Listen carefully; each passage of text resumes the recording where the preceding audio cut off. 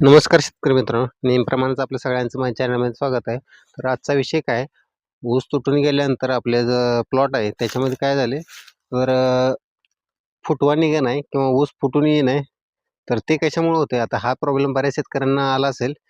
तर याची कारणं काय आहेत, तर याला काय झाले, पाणी जरी जास्त झालं असेल, रानामध्ये ओल जास्त दिवस टिकून असेल, तर त्याच्यामुळं हा प्रॉब्लेम येतोय. तर याच्यासाठी काय करायचं आहे, सर्वप्रथम आपण जे पाण्यानं पाणी देतोय ते पाणी थांबवायचं आहे आणि ड्रीप असेल तर ड्रीपद्वारे एक साधारणतः तास दीड तासाच्या हिशोबानं, म्हणजे जेवढं रान पाणी मागेल त्या हिशोबानं पाणी द्यायचं. आता इथं माझ्यामध्ये इथे सुद्धा पाहू शकता, इथं पाणी उभा राहते, म्हणजे पाणी साठते, कारण हा जो भाग आहे तो लवणाचा भाग आहे माझ्या शेतामध्ये. असं जर पुढे गेलं तर इथं ज्या ठिकाणी पाणी जास्त वेळ थांबत नाही किंवा लगेच निचरा होऊन जाते, अशा जागी काय झालेलं आहे. आता इथं पाहू शकता, तर ऊस चांगल्या रीतीने वाढून आलाय किंवा त्याची फुटवा पण आहे तो निघालेला आहे.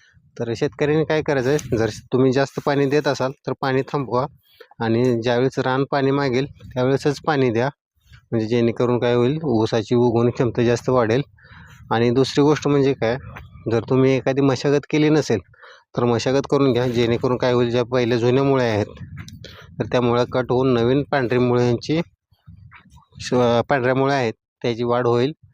आणि याच्यासोबत जर तुम्ही एखादी नत्राची मात्रा दिली, याला 24-24 असेल, 10-26 असेल, युरिया असेल किंवा अमोनियम सल्फेट असेल, आणि याच्यासोबत तुम्ही सिंगल सुपर फॉस्फेट अवश्य घ्या, जेणेकरून काय होईल, ती उगवण क्षमता जी आहे ती अधिकच चांगल्या प्रकारे होईल. तर ही आजची माहिती कशी वाटली नक्कीच कमेंट करून कळवा आणि व्हिडिओ आवडल्यास लाईक, फॉलो आणि शेअर करायला विसरू नका. धन्यवाद.